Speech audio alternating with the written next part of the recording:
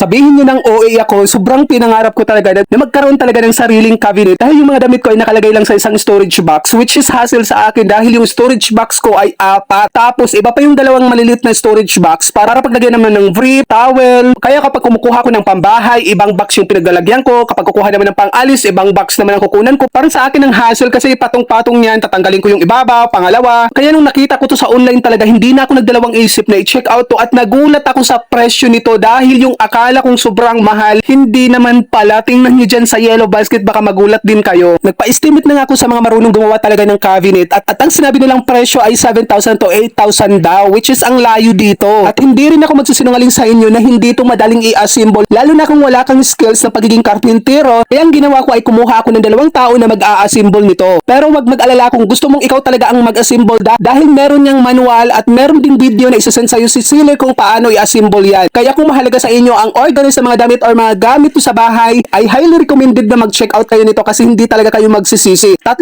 klase ang ino-offer nila, yung standard, thick which is yung makapal at yung moist proof. At itong in-order ko ay thickened or yung makapal na klase at marami pa tong design na iba.